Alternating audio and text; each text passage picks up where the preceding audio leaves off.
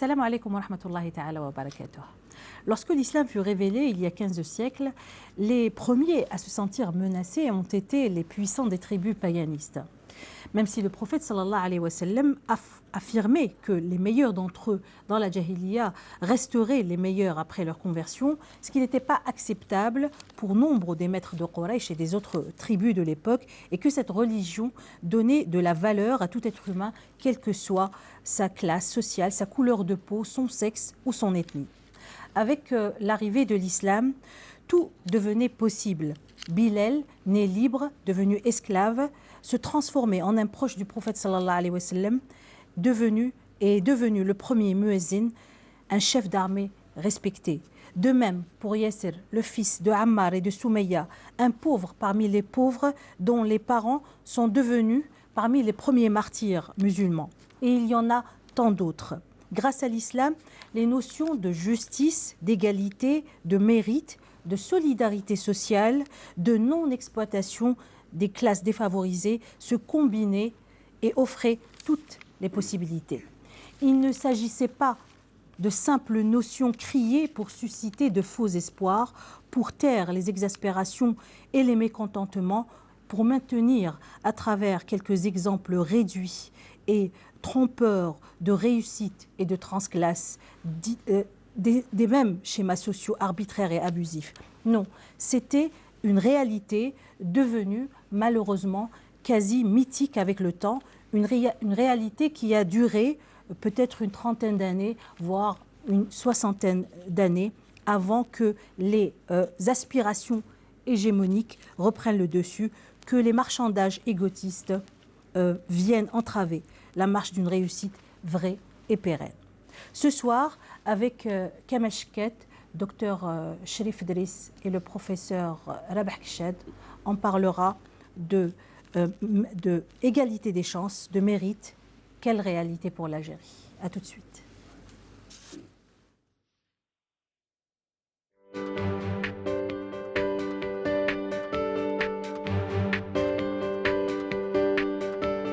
فيما يخص تكافؤ الفرص بين الرجل والمرأة، الحمد لله نشاهد باللي الجزائر عندها تطور كبير اجتماعيا في هذا الموضوع. الآن المرأة ماهيش كما كانت بكري. المرأة راها عندها حرية كبيرة للعمل، حرية كبيرة إبداء الرأي نتاعها، حرية كبيرة أنها تعبر على المطالب نتاعها ولا الحقوق نتاعها ولا أمر اللي ماهوش في بلدان واحدة أخرى. بلا ما ننساو الجانب الديني نتاعنا. الحمد لله احنا الدين نتاعنا ولا المذهب اللي انا ماشيين به واللي تمشوا به جدودنا وكذا متساهل على بعض البلدان.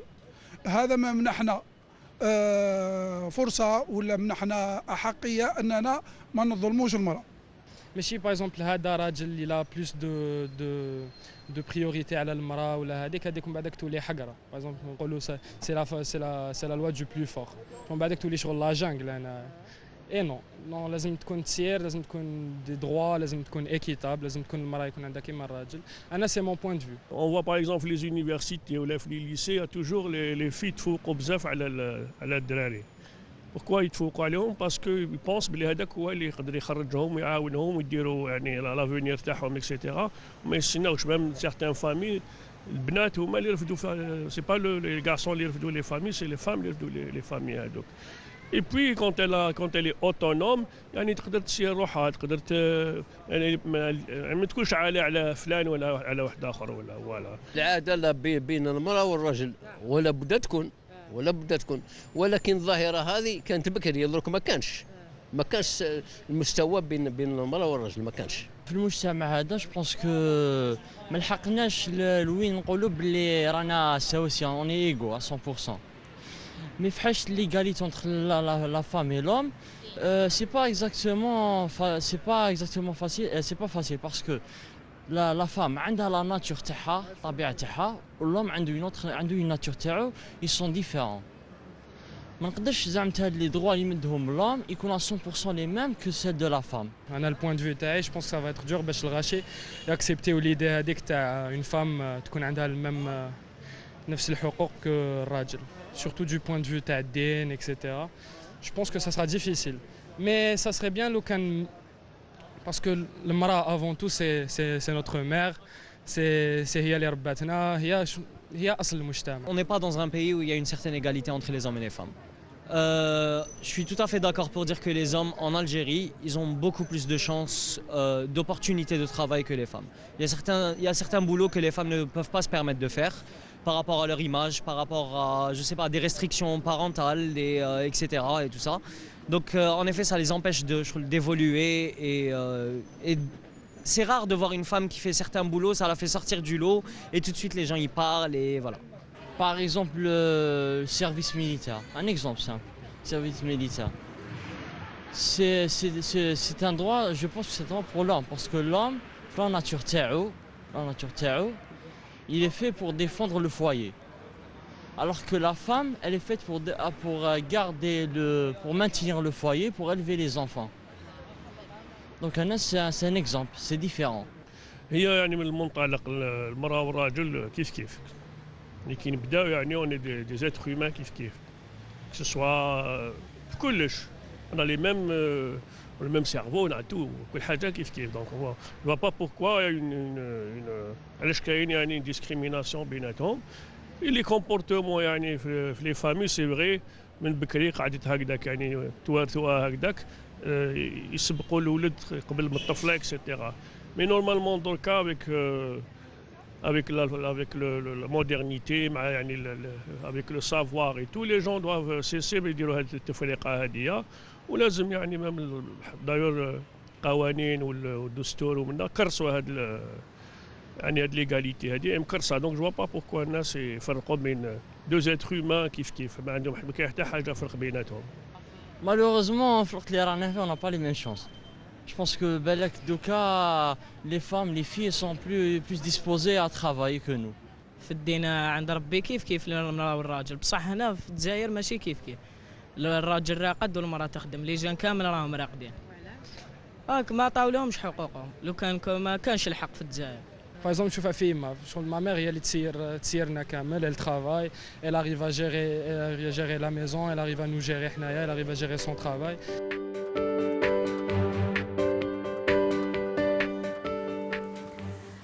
Alors, la thématique, c'est l'égalité des chances et le mérite. Lorsque la question a été posée par notre journaliste Iman Aksil, il semblerait que les gens ont compris qu'il s'agissait de l'égalité juste entre hommes et femmes.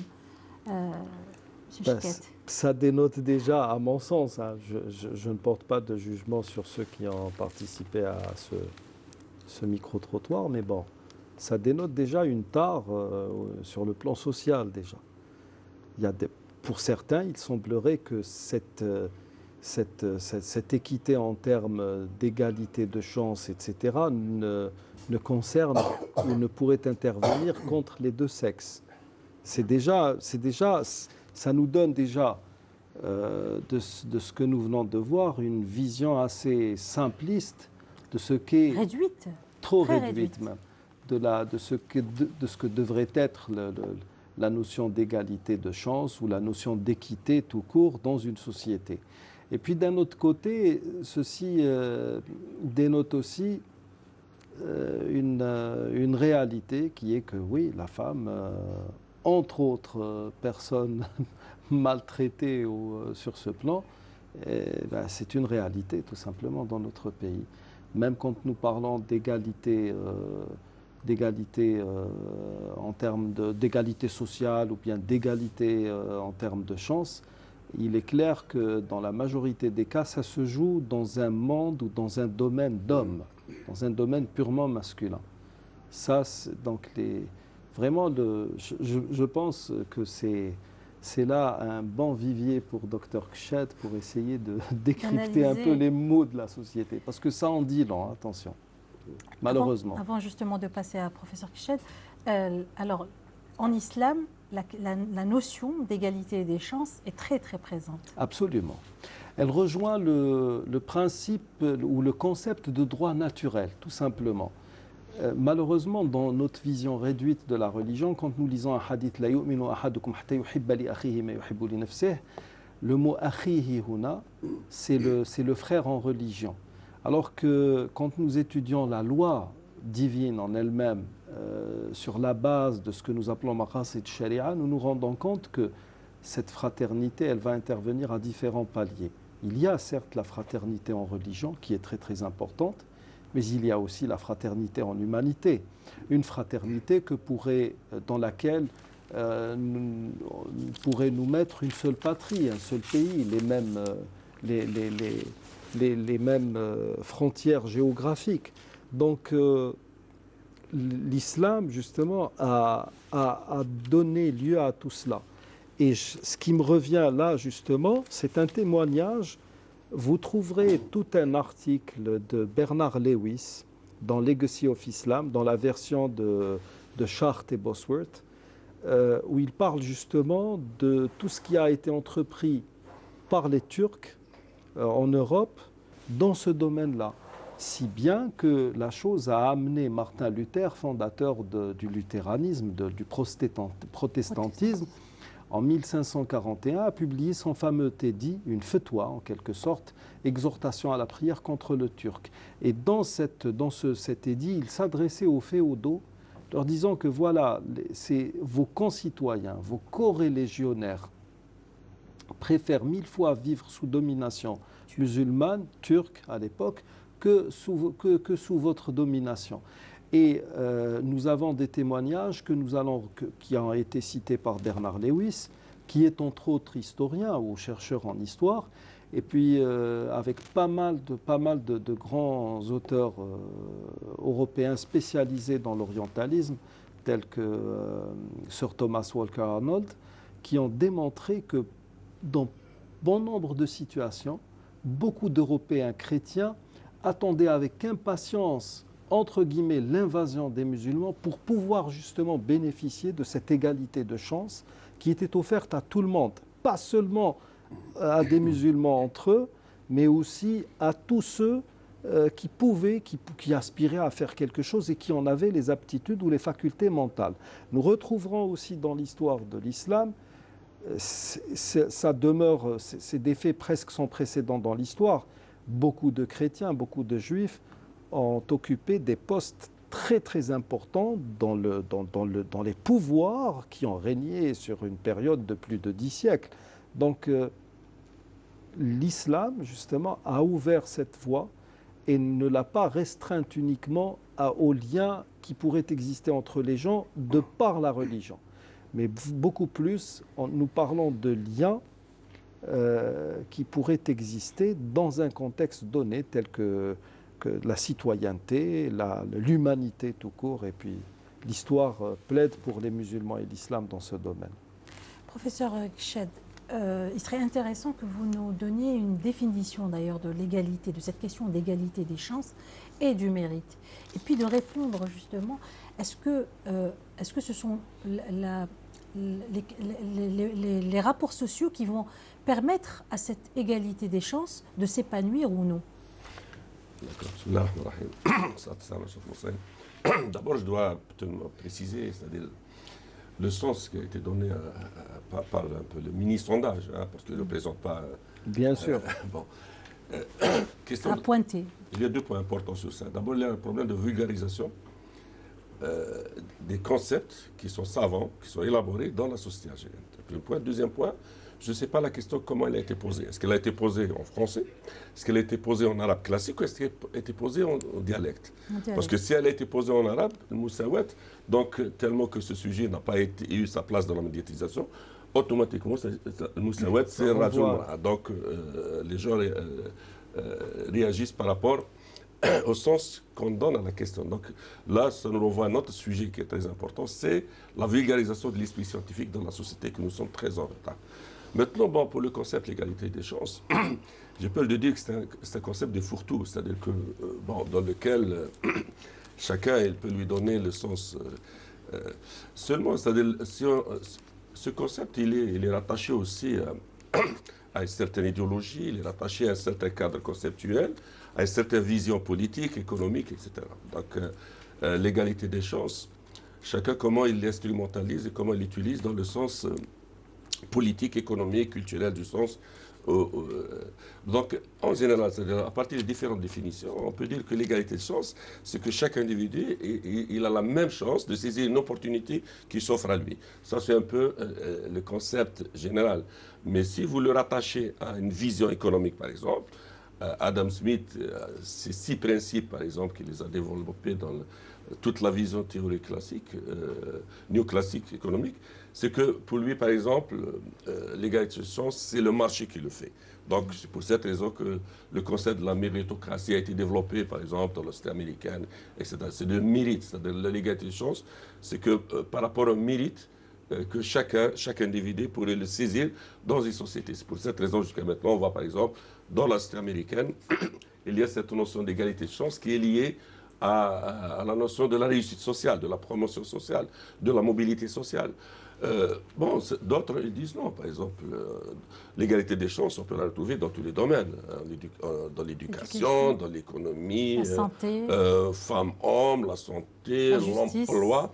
Je veux une parenthèse, lorsqu'on dit que les femmes ont pris en Algérie, une petite parenthèse, elles ont pris tous les postes de travail, elles ne représentent que 16%, même pas 16% en Algérie, donc c'est le taux le plus faible au ménage, je pense. Ça, c'est ce qui un peu dénote un peu de cette histoire homme-femme par rapport à l'emploi, l'égalité des chances, alors que dans le système éducatif, statistiquement, elle a une bonne représentation, c'est-à-dire les filles réussissent plus que les garçons.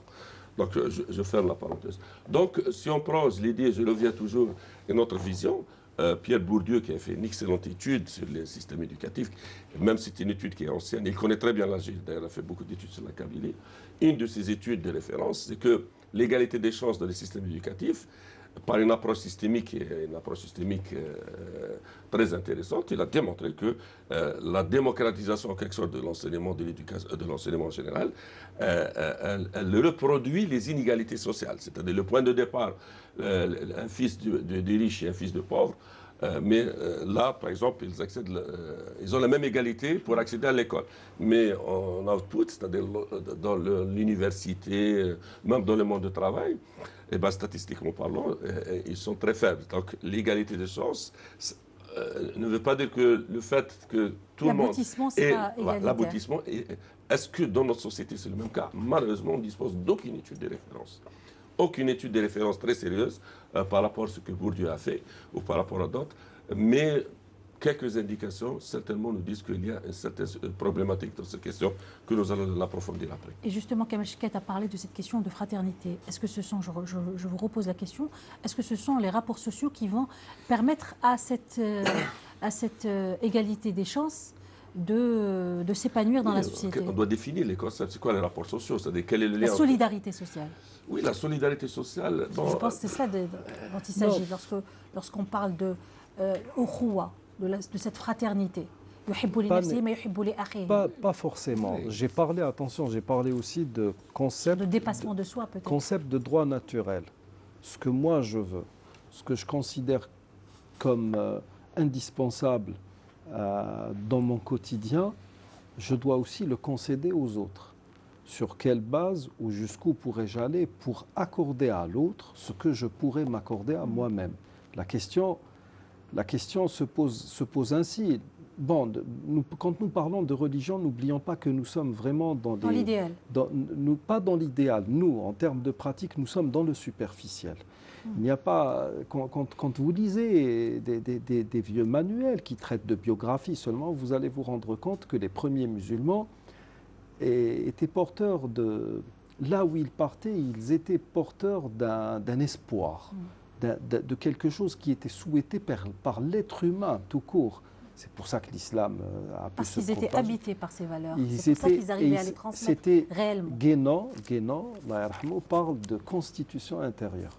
C'est-à-dire qu'ils s'étaient mis d'accord. Vous savez, ça se joue, c'est une question de prise de conscience. Omar ibn Khattab discute avec le messager de Dieu, et le messager de Dieu dit, vous ne deviendrez réellement croyant ou véritablement croyant jusqu'à ce que lorsque je serai, vous allez me faire passer Dieu et moi avant vous.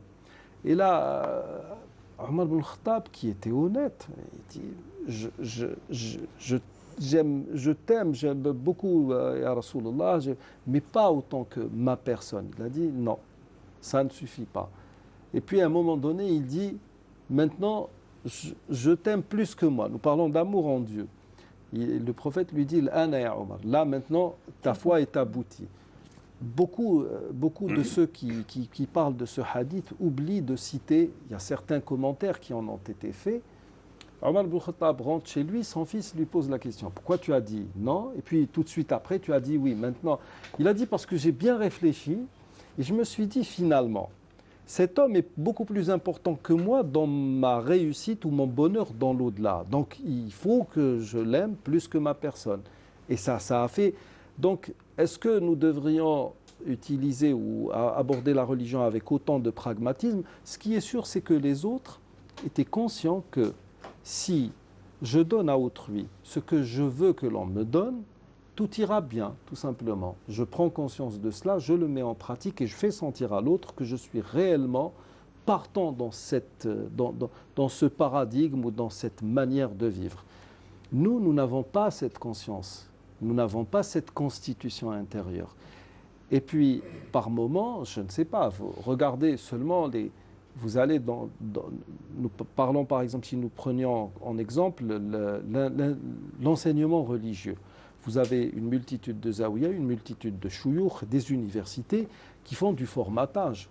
Le maître est là, si vous n'êtes pas une copie, s'il ne voit pas en vous une continuité, un prolongement de sa personne, une copie conforme de lui-même, vous n'aurez pas droit à l'enseignement. Si vous prenez quelqu'un comme l'imam Malik, il va former l'imam Shafi'i, il va à un moment donné lui suggérer de partir.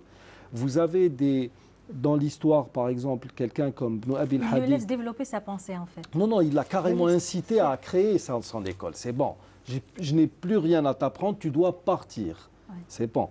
Mais il y a mieux. Ouais. Vous allez retrouver à un moment donné où les problèmes politiques ont commencé à se cristalliser à telle enseigne que ça a donné des sunnites, des chiites, des nawasib.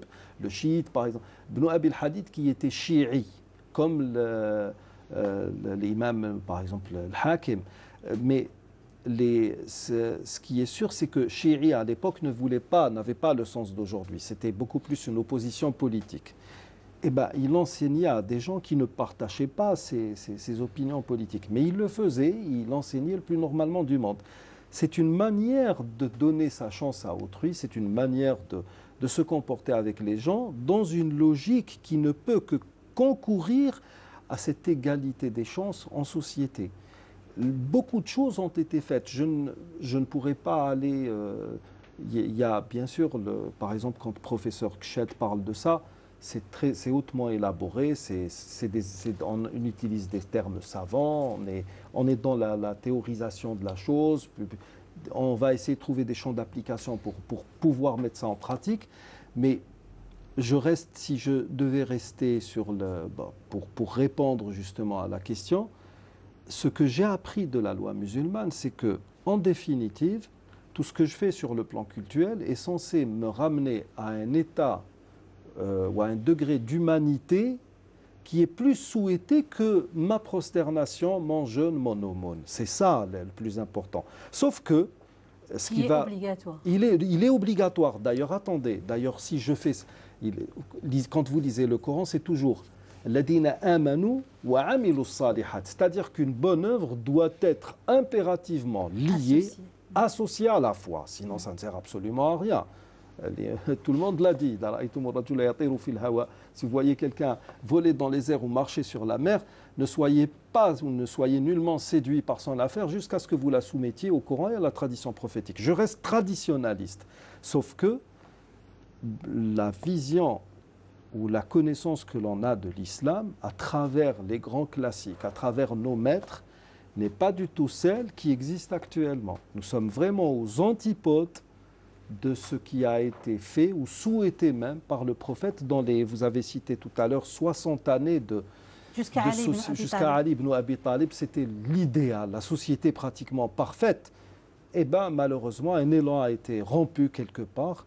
Et ça a commencé avec des gens qui avaient des visions hégémoniques, tout simplement. Nous avons l'affaire de Amr ibn al-As avec le fils de Amr ibn al-As avec le copte. Nous avons une multitude d'affaires où des musulmans, de parfaits musulmans, n'ont pas obéi à cette règle qui consiste à donner à chaque être humain ce qui lui est dû. Alors, Chérif Driss, la question de l'égalité sociale et de la méritocratie est un pan de la justice en fait sociale, d'accord. Cependant, est-ce qu'on peut vraiment parler d'égalité des chances? Par exemple, allez, on va prendre l'exemple de l'éducation. On va tous avoir le droit d'accéder à l'éducation pour tous. Cependant, est-ce qu'il y a vraiment une égalité des chances lorsqu'on accède, lorsqu'on vient d'univers sociaux différents? Est-ce que vraiment il y a une égalité? Et est-ce que cette égalité des chances a un impact sur cette question de mérite? C'est-à-dire que les deux sont liés. Généralement, les gens, quand le VTR, ce que nous a montré les VTR, c'est l'ordre de plus de la représentation. Comment se représentent les choses, c'est-à-dire qu'on a une vision très réduite de l'égalité des chances entre l'homme et la femme. Or que quand on parle d'égalité, c'est-à-dire qu'il y a les trois segments, je reviens à la question basique que Socrate a posée, l'égalité à quoi? Généralement, quand on dit l'égalité, c'est-à-dire que l'égalité devant la loi, l'égalité dans les droits et l'égalité des chances. L'égalité des chances, c'est le fondement même de l'un des fondements même de la justice sociale. Et faisons une projection, une extension à cela dans le système éducatif, c'est que généralement, quand on parle de donner la chance à tout le monde pour réussir, c'est-à-dire donner la chance à tout le monde de réussir, cela ne veut pas dire qu'il ne doit pas y avoir une inégalité. C'est là, je pense, que là où il y a comment dirais-je, un malentendu au sein de la société, pas uniquement la nôtre, mais dans différentes sociétés, notamment arabo-musulmanes, quand on parle d'égalité des chances, cela veut dire que donner la chance à tout le monde, et cela implique que dans les résultats, tout le monde doit être égaux. Pour schématiser un petit peu, pour donner un exemple plus concret, vous êtes un enseignant et vous avez des étudiants, ou plutôt des élèves, quel que soit le palier. Quand vous donnez un travail à 2 ou 3 personnes, et par la suite, il faudrait évaluer ce travail. En d'autres termes, donner une note. Vous avez deux postures. La première consiste à donner la même note aux 3, sans savoir au préalable qu'est-ce qu'ils ont fait, qui a travaillé le plus. Ou plutôt la deuxième posture. C'est de l'injustice. Justement, c'est ça, j'y arrive. Ou bien en considérant que le travail a été fait par un groupe et dans le groupe, l'effort n'est pas ventilé de façon équitable. Donc, quand on dit aux étudiants, aux élèves, on dit voilà, vous ne pouvez pas obtenir, je ne vous donne pas de notes, mais vous avez obtenu des notes. Ces notes ont été ventilées, ou plutôt il y a une péréquation en fonction de l'effort des uns et des autres. Cela vous dit voilà, vous êtes injuste. En tant que prof, vous êtes injuste pour la simple et bonne raison, parce qu'on est 3 à faire un effort. Par voie de conséquence, on est censé être récompensé en fonction de ce qu'on a produit. Mais quand vous leur expliquez... Individuellement. Mais quand vous leur... Non, plutôt collectivement. Collectivement. Mais quand vous leur dites non, vous avez... C'est vrai que c'est un travail collectif. Cela est censé être représentatif, ou plutôt l'expression d'une certaine égalité, d'une certaine justice, alors que dans l'absolu, il n'en est rien. Pour la simple et bonne raison, car le travail collectif implique qu'il y a une répartition de l'effort, il y a une hiérarchie, il y a une discrimination dans l'effort. L'un fait plus d'efforts que l'autre. Donc, par voie de conséquence, je dois tenir compte de ce paramètre-là, et la sanction, si on peut dire comme ça, ou plutôt la récompense, doit être en fonction de l'effort des uns et des autres. D'accord, l'un fait plus d'efforts que l'autre. C'est ça le mérite? Le mérite, c'est-à-dire que le mérite dans le sens où on récompense, on rétribue. Celui qui fait plus d'efforts. Celui qui fait plus d'efforts. D'accord. C'est-à-dire en donnant les chances, en créant les conditions. Pour que tous donnent le même effort. Tout à fait, dans le même effort. Mais à l'arrivée, on ne doit pas récompenser les uns et les autres de la même manière. Et c'est là, je crois, qu'il y a une perception, il y a un travestissement, il y a une vision biaisée de ce que c'est que l'égalité des chances. C'est-à-dire de dire que voilà, tout le monde accède à l'école, tout le monde accède à l'université. Mais est-ce qu'ils ont la chance, juste, on reste dans l'exemple de l'éducation, si vous voulez, parce que peut-être c'est là où cette question d'effort va le plus se traduire, le mieux se traduire. Est-ce que vraiment c'est à cause de cet enfant, de cet adulte-là dans ce système éducatif? Est-ce que c'est à cause de lui qu'il ne va pas donner assez d'efforts? Est-ce que vraiment... Non, c'est assez compliqué à la fois. C'est assez compliqué dans la mesure où vous avez en face de vous des individualités. Chacun avec sa psychologie, son schéma mental, et on ne peut pas les traiter de la même manière. Quand vous êtes dans une classe ou dans une salle de cours, vous avez devant vous, généralement, c'est un travail de pédagogie. Bien entendu, le rendement n'est pas le même pour tout le monde. Généralement, on dit il y a l'angle mort, il y a le triangle d'or. Et les enseignants, de manière générale, ont tendance à travailler avec le triangle d'or en espérant que ce triangle d'or va créer un effet d'émulation et entraîner et transformer l'angle mort, cela veut dire que la majorité qui ne s'implique pas, est nivelée et devenir un angle d'or. C'est-à-dire que là, quand on dit l'égalité des chances, bien sûr, c'est-à-dire qu'on donne l'opportunité aux étudiants, aux élèves d'accéder à un enseignement de qualité, à une éducation, mais à un moment donné, il faut se dire qu'à un moment donné, il faudrait faire un écrémage. C'est-à-dire un écrémage, j'explique, quand on dit un écrémage, c'est-à-dire que ce n'est pas tout le monde qui va devenir médecin. Ce n'est pas tout le monde qui va devenir un ingénieur, ce n'est pas tout le monde qui va devenir journaliste, politologue, sociologue, économiste, et ainsi de suite. On doit tenir compte des capacités et des aptitudes des uns et des autres. Par moment, le système éducatif va faire en sorte qu'on prend en considération telle catégorie, elle est faite pour être des matheux, telle catégorie pour qu'elle devienne des artistes et des lettres. On n'a pas pris en considération certaines aptitudes. C'est la raison pour laquelle, quand on parle d'égalité des chances, je crois qu'il faudrait revenir à la base et de dire finalement, l'égalité des chances, elle y est, mais il faut accepter le fait qu'il y ait une certaine inégalité. Une inégalité qui n'est pas contradictoire avec la notion de justice sociale. Car l'égalité, en fait, l'égalité parfaite et complète... Vous parlez d'inégalité juste. Tout à fait. Il y a des inégalités justes. Ce que reprend, pardon, jusqu'à dit le sociologue John Rawls, qui a parlé des inégalités justes. C'est le premier qui en a parlé, oui. C'est le premier qui en a parlé des inégalités justes et injustes. Mais quand on parle d'égalité des chances, c'est la base même au sein d'une société. Mais là, on ne doit pas s'arrêter de dire que voilà, on a donné la chance à tout le monde, mais cela implique que dans le résultat, tout le monde doit traiter de la même manière. Vous n'êtes pas d'accord, professeur Michel? Enfin, bien sûr, dans la contradiction que les choses vont devenir plus claires. C'est un peu comme la discrimination positive. Exactement. Initiée par l'ONU qui pesait. Là, c'est un sujet effectivement passionnant, mais complexe. Et pour cette raison, on doit résoudre certaines problématiques. D'abord, la problématique, moi, je la considère au niveau conceptuel. Un concept, c'est le produit d'un processus d'intellectualisation.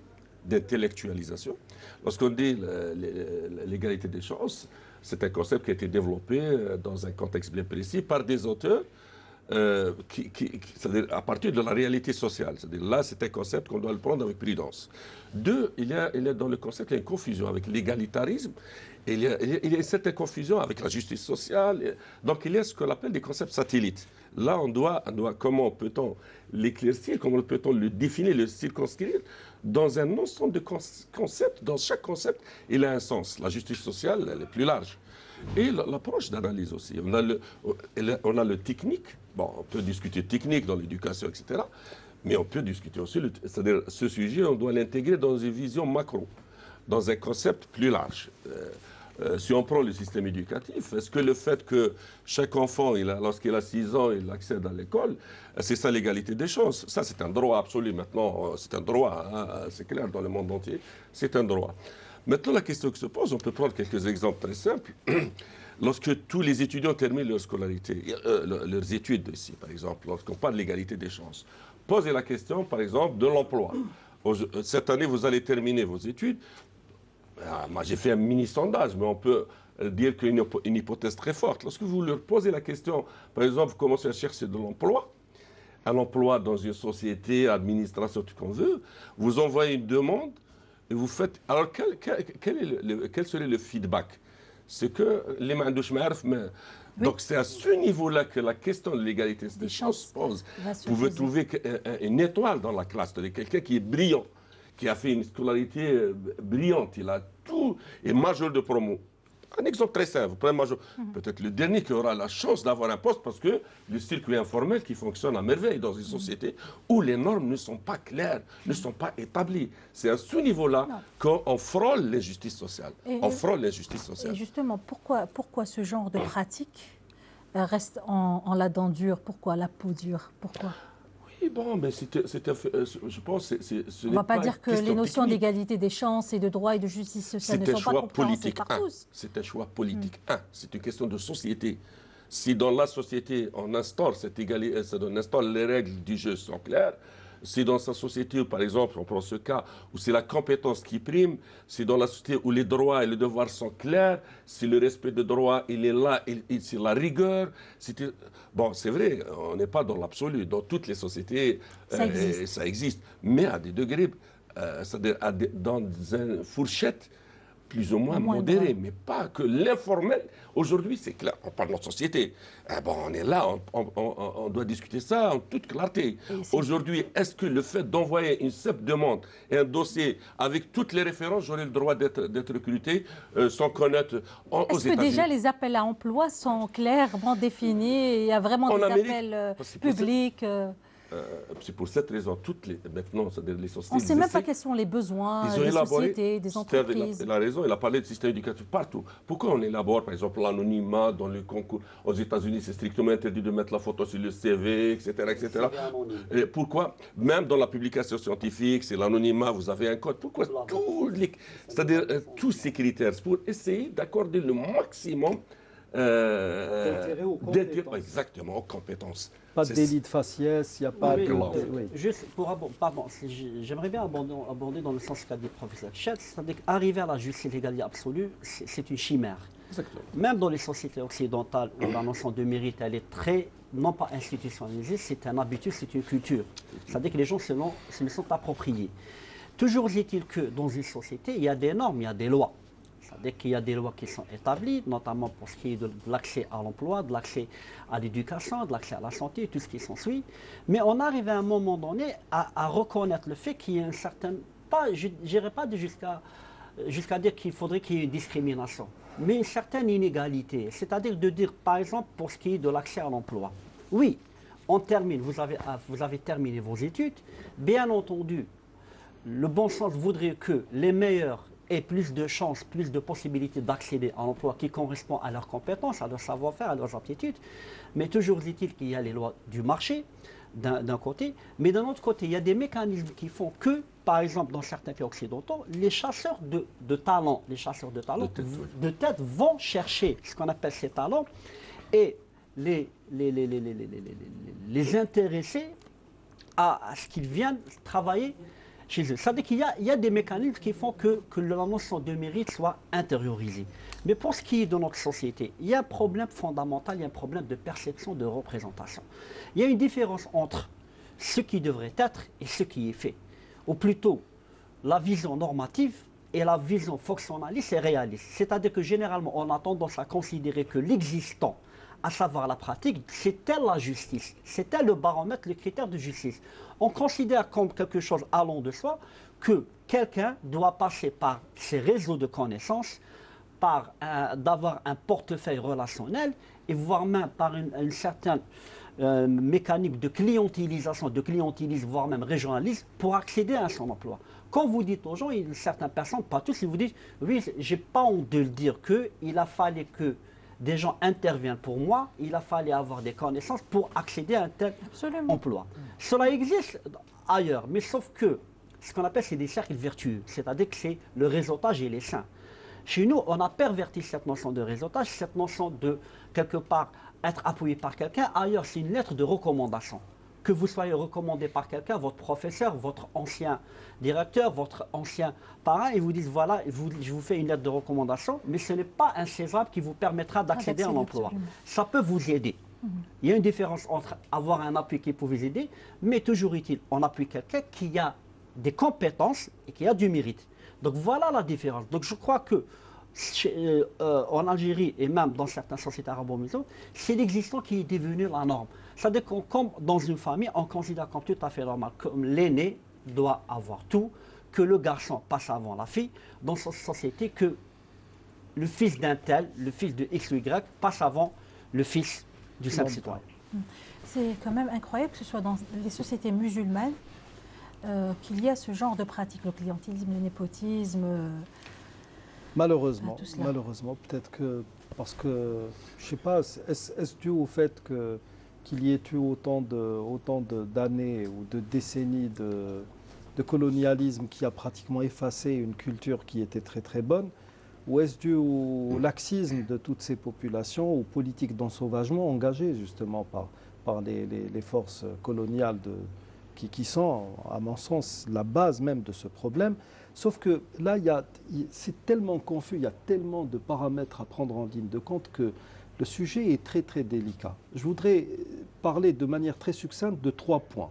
Tout d'abord, je voudrais attirer l'attention sur ce fameux hadith, cette anecdote où des pauvres de Médine, Ahlus Sofa en l'occurrence, sont venus voir le messager de Dieu disant « Les plus riches d'entre nous ont emporté toutes les récompenses. »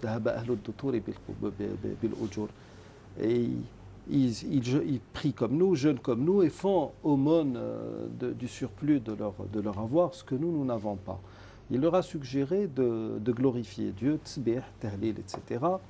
Ils l'ont fait. Quelque temps plus tard, ils sont venus revoir le messager de Dieu disant « Ikhwanuna al-aghniya » nos frères les riches. Regardez déjà, nous sommes dans une société qui est plus ou moins saine.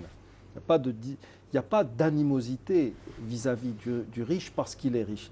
Nos amis, nos frères les riches ont eu vent de ce que tu nous as conseillé de faire et ils le font maintenant. Donc ils voulaient... Et là, ils sont toujours meilleurs que nous. Du coup, ce qu'on a pu amasser pendant un certain temps en termes de... Et on parle de bonnes actions, hein, pas plus. Hein. Il a dit c'est bon, il faut admettre ces choses-là. D'un autre côté, si l'on aborde la chose du point de vue de la justice sociale, vous avez cité tout à l'heure Adam Smith, si vous citez quelqu'un comme Karl Marx par exemple, vous allez avoir une vision qui est tout autre, hein, qu'on ne peut même pas réconcilier. Oui. Et les deux parlent de justice sociale et veulent la justice sociale. Alors, est-ce que ça consiste à ce que tout le monde soit traité à pied d'égalité devant la justice ? Ou est-ce que nous allons dans la justice distributive égalitaire ?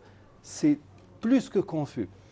Et puis, il y a autre chose. En parlant de discrimination qui pourrait être positive, le concept en lui-même, je n'ai pas envie de l'admettre. Parce que, est-ce qu'on ne pourrait pas appeler les choses autrement ? Dans certains pays, il a fallu imposer une politique de quotas pour que les femmes aient accès au monde du travail, parce qu'il fallait le faire. Honnêtement, une société où la femme n'est pas instruite, où l'on ne mise pas sur la femme, c'est une société qui est vouée à l'échec. Ibn Badis, par exemple, faisait payer dans son système éducatif, les riches payaient un prix, ceux qui étaient pauvres payaient beaucoup moins, ceux qui n'avaient pas du tout ne payaient rien, mais ce qui est sûr, c'est que les filles, même si elles étaient des fils de sultans, ne payaient rien, parce qu'il a bien pris conscience de la nécessité d'instruire la femme, tout simplement. Donc, il faut être en mesure, ou il faut avoir assez de hauteur pour accepter certaines choses qui pourraient paraître de prime abord injustes, mais qui sont nécessaires pour la société ou pour un bon fonctionnement de la société. C'est tout cela qu'il faut prendre en considération. Et puis, dans notre pays, si vous allez discuter avec les gens dans la rue, il y a une forme de laxisme dans la mesure où chacun vous dira « l'État n'a rien fait pour nous ». Il est vrai que l'État doit intervenir dans certains domaines, en tout cas, l'enseignement, la santé et la justice, c'est du ressort de l'État. Il n'y a pas à tergiverser là-dessus. L'État devrait intervenir sur le plan social, par exemple concernant le transport et le logement, aussi à quelle hauteur, mais est-ce que nous, en tant que, on va dire administrés, si vous me passez l'expression, est-ce que nous avons une culture collective qui nous amène à réfléchir sur ce que nous-mêmes devrions faire. Si vous voyez l'état seulement de nos pays, nous avons déjà eu l'occasion peut-être de parler, par exemple, de la propreté. Quand vous discutez avec les gens, cette notion de baylak, c'est du saccage carrément, et on a l'impression que on les l'a gens... dit dans l'émission sur le Harga, peut-être que le problème est que ce citoyen-là, parce que vous avez dit cet administrateur, ne se sont pas propriétaires de ce pays, ne se sont pas partie prenante dans ce qui se fait. Ça, c'est aussi un problème de taille. Si vous n'y apportez pas... Ça ne lui appartient pas. C'est ça. Il a l'impression que dès qu'il sort de sa maison, s'il en a, ça ne lui appartient. Il ne peut rien faire, il ne peut rien dire, il ne peut pas s'exprimer, il ne peut pas vivre, il ne peut pas évoluer, il ne peut pas accéder, il ne peut rien. Il y a un président, donc nous ne citerons pas le nom, il n'y a pas très longtemps, qui a parlé de l'Africain en général. Il a dit l'une des raisons majeures qui font, par exemple, que l'Africain ne réussisse pas, c'est que, et le musulman plus précisément, c'est que cet homme né dans un pays, il est formé dans ce pays, ensuite il va vouloir aller vivre en Occident, travailler en Occident, enrichir l'Occident, et il ne repense à son pays qu'une fois que la mort se profile à l'horizon. Et il a posé une question à la fin disant, pourrait-on attendre de quelqu'un de préparer sa propre tombe, de veiller à ce que son cimetière, parce que nos pays, beaucoup de gens vous disent « Non, moi je vais vivre là-bas », entre guillemets. Donc l'Algérie, pour beaucoup d'Algériens, c'est une tombe en quelque sorte. Vous avez déjà vu quelqu'un entretenir sa tombe de manière préventive? Ça ne se fait pas. Donc tant que nous n'avons pas cette culture qui fait que, oui, ce pays est un dépôt, amana, minallah.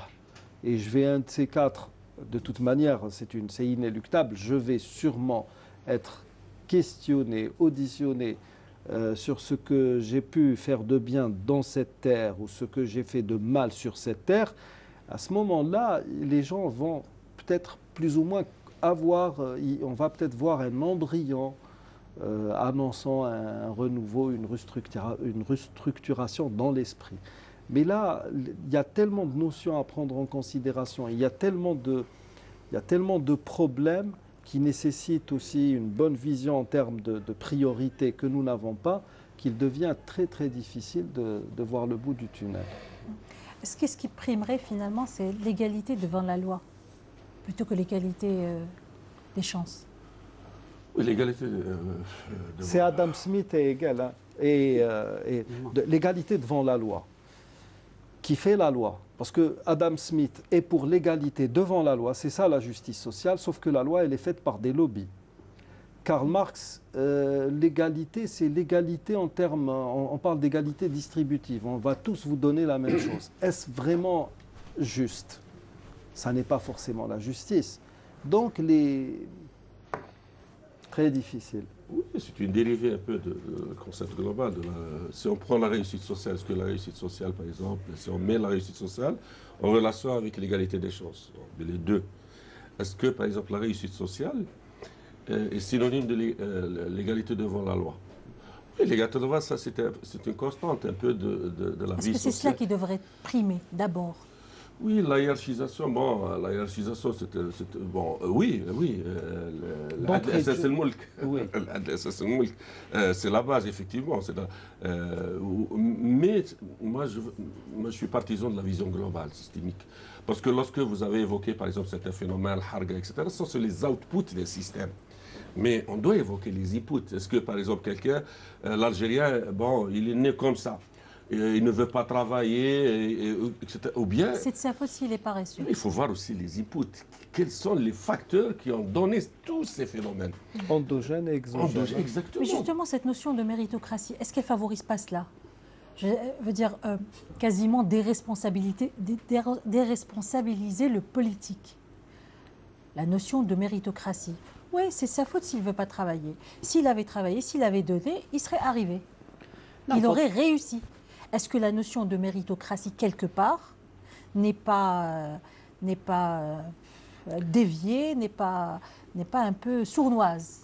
Non, faut-il encore considérer la méritocratie comme un état d'esprit, c'est-à-dire comme quelque chose de culturel, comme enraciné une norme fondamentale, une valeur l'une des valeurs suprêmes au même titre que le travail dans une société donnée.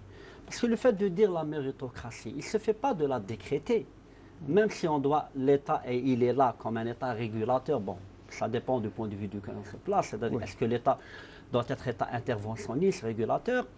L'État, les pouvoirs publics doivent prendre leurs responsabilités en créant un environnement à la fois juridique et institutionnel qui fait que cette notion de mérite soit une réalité, qu'elle soit intériorisée. Mais toujours est-il que c'est de l'ordre du culturel, c'est de l'ordre du sociétal que de dire qu'elle soit aussi possible. La notion de mérite doit être possible. N'importe qui peut. Il ne faut pas qu'il y ait le plafond de verre, en quelque sorte. Oui, et qu'elle soit possible pour... Ok, d'accord pour l'égalité des chances au début. Mais est-ce que tout le monde peut réussir? Est-ce qu'on a tous la chance de pouvoir donner, pouvoir réussir? Essayer, tenter de réussir. Est-ce qu'on a cette possibilité? Il faut créer les conditions. C'est-à-dire qu'il faut créer l'environnement, les conditions qui font que quand on donne la chance à tout le monde... Excusez-moi, lorsqu'on prend quelqu'un qui vient d'une famille où ses parents vivent avec leurs grands-parents, avec les beaux-frères, les belles-sœurs, etc. Lorsqu'il voit ses parents trimer pour avoir le lait du lendemain matin, lorsqu'il voit toute cette pauvreté au quotidien, et après, ok, d'accord, il aura l'égalité, il aura la possibilité de rentrer à l'école comme son voisin riche ou quelqu'un d'autre. Est-ce qu'on peut accuser cet enfant-là ou cet adulte-là de ne pas pouvoir donner la même chose que cette autre personne qui a toutes les possibilités sociales pour donner le meilleur de lui-même? Mais attendez, bon, c'est vrai que les conditions de la réussite doivent être réunies, mais ça ne veut pas dire que vous avez un enfant issu d'une famille très aisée, très riche, il a toutes les conditions de réussir, il va réussir inéluctablement, alors qu'un enfant issu d'une famille très très pauvre, il est voué à l'échec. Combien de fois où c'est le contraire qui s'est produit? C'est-à-dire qu'il y a des enfants... Malheureusement, on n'a pas des statistiques, mais bon... Non, justement, c'est-à-dire qu'en termes... C'est vrai hein. que, oui, l'histoire, il y a un problème. Par exemple, quand on voit les statistiques de la déperdition scolaire, je crois qu'il y a des travaux qui ont été faits. Mais toujours est-il, quand on parle de mérite d'une société. C'est-à-dire qu'en fait, moi, j'aimerais utiliser la métaphore de la pyramide. Dans une société, vous avez les différentes cas de figure. Au sein de la pyramide, il y a les 3 paliers. Le premier palier, il y a l'élite, au milieu, la classe moyenne, et à la base, il y a la masse. Maintenant, il y a des sociétés qui aimeraient voir que l'inverse qui se produit, c'est-à-dire que c'est la masse qui se retrouve dans le sommet, et que l'élite, les plus nantis, se retrouvent à la base, et ainsi de suite. Il y a un travail qui a été fait en 99, même si l'étude a été Comment ça? Non, Pour quelle raison? Non, ça serait injuste. S'il ne le mérite pas, si personne ne le mérite. Justement, je vais essayer d'expliciter ma pensée un petit peu. Il y a un travail qui a été fait en 99, c'est l'International Social Survey Panel, sur l'inégalité des salaires dans certains pays européens, même aux États-Unis. Les résultats sont édifiants, c'est-à-dire entre ceux qui voudraient que, soit en France, dans les pays nordiques, aux États-Unis, en Grande-Bretagne ou en Allemagne, qui disent que nous, par exemple, aux États-Unis, ils disent que ça ne nous dérange pas de voir les nantis au sommet de la pyramide. La vision libérale, c'est-à-dire qu'ils sont décomplexés par rapport à la richesse, par rapport au fait qu'il y ait des personnes mieux loties, plus riches que d'autres. Dans d'autres, avec ce qu'on appelle une arrière-pensée idéologique de gauche, socialiste, qui disent que non, au contraire, c'est la classe moyenne qui devrait être en haut. Et plutôt le reste les nantis doivent être à la base. Bon, c'est des points de vue, c'est de l'ordre des représentations. Mais quand on arrive aux conditions, par exemple, il y a un moment donné, il faudrait accepter que dès lors qu'il y ait des conditions de réussite, quelle que soit la catégorie sociale, maintenant pour le résultat, il faudrait accepter certaines choses. Là, quand on revient à l'État en Algérie, c'est-à-dire qu'à un moment donné, on a adopté une politique, jusqu'à maintenant, une politique volontariste en termes d'éducation nationale, en termes de santé, et une politique sociale très généreuse en termes de subventions. Alors là, excusez-moi, c'est pas pour vous contredire, mais en matière de santé, il y a beaucoup de choses à dire. Non, il y a des choses à dire, certes, mais quand on parle maintenant, il y a des choses à dire. C'est vrai qu'on dit les choses. La question de l'égalité des chances pour accéder à une santé équitable, à un système de santé performant pour tous, ça n'existe pas. Ce qui amène à un élément qui est très important, qui est à la fois sournois et pervers à la fois. Qu'est-ce à dire? À un moment donné, on a dit que voilà, l'Algérie, dans les pays qui ont appliqué ce qu'on appelle la gratuité de la santé, c'est un synonyme d'égalité au sein de la citoyenneté, de justice sociale. Soit.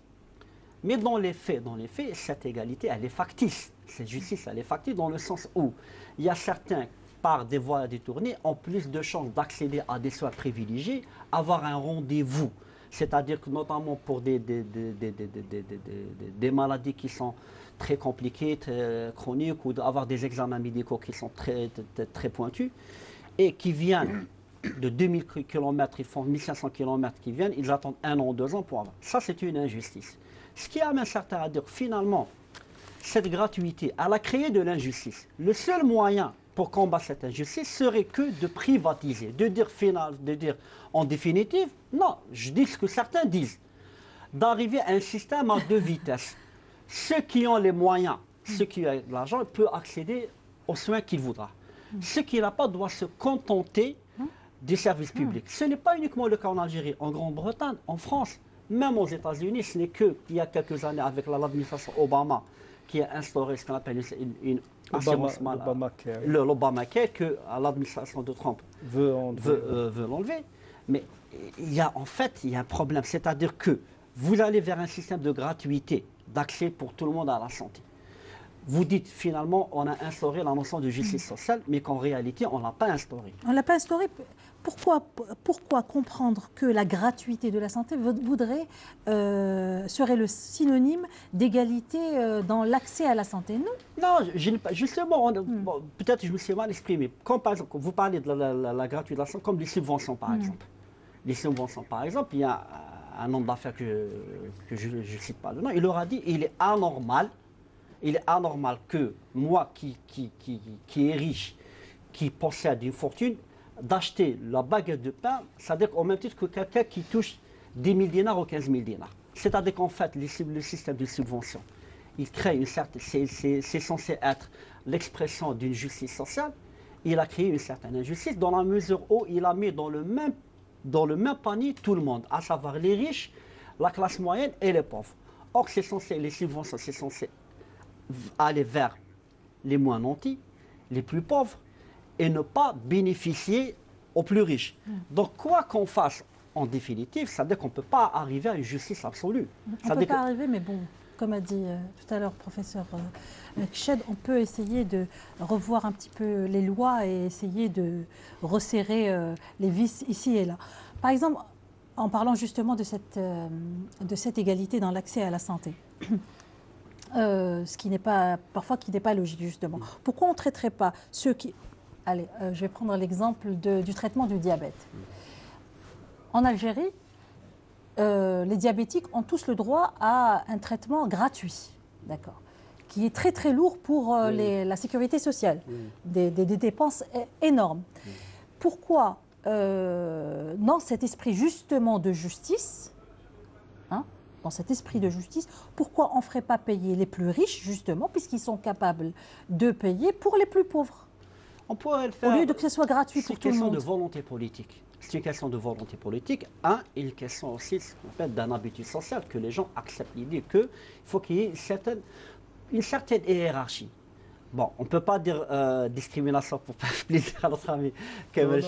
Non, mais une certaine hiérarchie, justement. Quand on parle de l'accès pour aussi bien les diabétiques, aussi bien pour certaines thérapies qui sont très coûteuses, parce que le diabète entraîne des maladies, notamment l'insuffisance rénale, qui grève le budget de la santé, et on peut élargir ce schéma à d'autres segments au sein de l'activité économique, au sein de la société, de dire finalement que cette gratuité pour tout le monde, elle crée une injustice et elle est préjudiciable d'un point de vue économique. Je ne suis pas adepte d'une certaine vision très fonctionnaliste, mais à un moment donné, il faut dire aussi qu'il faudrait être très tranchant et se dire que finalement, l'État ne peut pas être partout. Il y a ce qu'on appelle la différence entre l'État et l'étatisme. C'est-à-dire que l'État ne peut pas répondre à tous les besoins de la société. Il faudrait à un moment donné, comme par exemple on a parlé des subventions, pourquoi ne pas mettre des cas de subvention? C'est-à-dire qu'on nous subventionne en fonction des revenus des uns et des autres. Il y a certaines maladies qui doivent être subventionnées, qui doivent être remboursées, si on fonctionne bien entendu des revenus des uns et des autres et de ne pas ouvrir la brèche pour que tout le monde puisse s'y engouffrer. Et à un moment donné, on crée une injustice, c'est-à-dire de voir quelqu'un qui touche 200 fois, 300 fois le salaire d'un simple fonctionnaire accéder aux mêmes privilèges. Voilà. Un dernier mot pour vous tous, très rapidement, professeur Kched. J'ai l'impression, est-ce que le fait d'accéder aux prestations sanitaires est une chance? Donc là aussi, c'est une question de concept, l'égalité des choses, l'accès aux services, à la santé comme exemple, évidemment. Chaque pays a sa politique de santé, bien évidemment. Là, j'ai insisté sur un point important. Lorsqu'on parle de culture, ça est lié à la socialisation, comment on socialise l'individu algérien. Est-ce que le socialise dans le sens l'assistanat, il attend là, on lui donne tout, ce n'est pas la peine de travailler, la réussite sociale est déjà faite, bon, c'est question de socialisation. Ou bien on le socialise dans le sens où il doit se battre. L'égalité des chances aussi, on vous la donne pas, c'est comme la liberté. Donc c'est à arracher.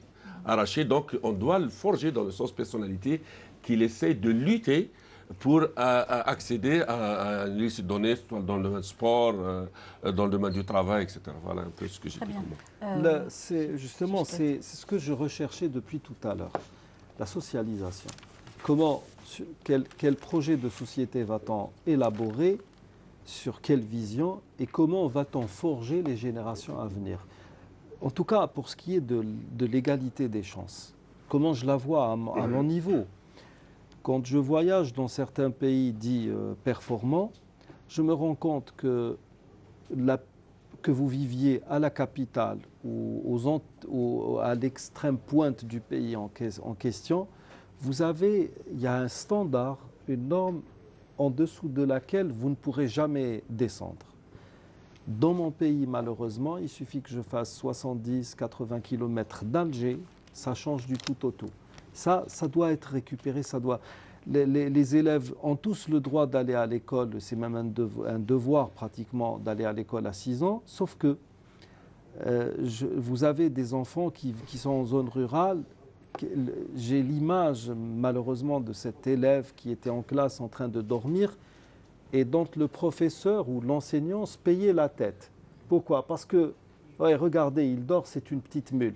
Mais l'enfant en question, le pauvre, il a fait à pied 15 km pour arriver à l'école. Il était tout à fait normal qu'il s'endorme sur la table. Donc c'est ça l'inégalité. Là, à cet élève, on n'a pas donné assez de moyens pour réussir. Et puis comment la socialisation, où est-ce qu'elle intervient? Nous avons pendant des années, par exemple, la réussite c'est quoi? C'est devenir médecin, ne jamais être en classe de lettres, c'est du formatage. Les arts et métiers ont disparu. Si bien qu'actuellement, beaucoup vous disent non, ça ne sert à rien de faire des études. Le petit, il a peut-être la bosse des maths, les qalaqala al-bkri, etc. C'est celui qui a le métier, tel que le plombier qui devient maître. Donc, c'est quelle culture générale pour pas arriver justement à un état d'esprit qui favorise l'égalité des chances et qui nous les ferait admettre tout un chacun. Merci à tous. Merci à vous qui nous avez suivis. On se retrouve, si vous le voulez bien, sur Facebook. Salam alaikum wa rahmatullahi wa barakatuh.